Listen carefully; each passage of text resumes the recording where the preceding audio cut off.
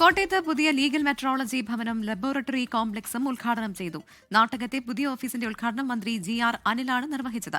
ചൂഷണങ്ങളിൽ നിന്നും ഉപഭോക്താക്കൾക്ക് സംരക്ഷണം ഉറപ്പാക്കാൻ സംസ്ഥാന സർക്കാർ പ്രതിജ്ഞാബദ്ധമാണെന്ന് മന്ത്രി പറഞ്ഞു. കല്ലടക്കാരുടെ ഹൃദയവികാരമായ കല്ലട ജലോത്സവം ഇത്തവണയും ആവേശമായി. തിങ്ങി നിറഞ്ഞ ആയിരക്കണക്കിന് ജലോത്സവ പ്രേമികളുടെ ആർപ്പുവിളികളുടെ അകമ്പടിയോടെ ആയാംപറമ്പ് വലിയ ദിവാഞ്ചി ചുണ്ടൻവള്ളം വിഭാഗത്തിൽ 1ാം സ്ഥാനം കരസ്ഥമാക്കി.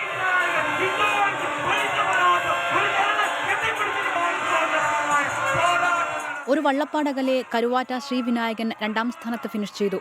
ഇത്തവണ മത്സരരംഗത്തില്ലാതിരുന്ന കല്ലട ചുണ്ടൻ പ്രദർശനവുമായി രംഗത്തുണ്ടായിരുന്നതും കാണികളുടെ മനം നിറച്ചു. ഇരുട്ടുകുത്തി വള്ളങ്ങളുടെ വിഭാഗത്തിൽ 3 തെക്കൻ 1ാം സ്ഥാനവും മാമൂടൻ 2ാം സ്ഥാനവും സ്വന്തമാക്കി.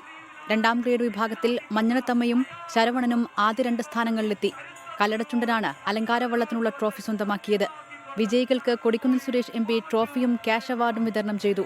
1 ലക്ഷം രൂപയും ട്രോഫിയുമാണ് പുരസ്കാരം. വീണ്ടും അടുത്ത ജലോത്സവത്തിന് കാണാമെന്ന ഉപചാരത്തോടെയാണ് ഓരോ കല്ലടക്കാരനും മടങ്ങിയത്. 24 കൊല്ലം. ലോകത്തെവിടെയായാലും ഏത് സമയത്തും 24 വാർത്തകളും ഓഗ്മെന്റഡ് റിയാലിറ്റി പാക്കേജുകളും എക്സ്പ്ലെയിനറുകളും വിശദമായി കാണാൻ ഞങ്ങളുടെ YouTube ചാനൽ നിങ്ങൾക്ക് സബ്സ്ക്രൈബ് ചെയ്യാം.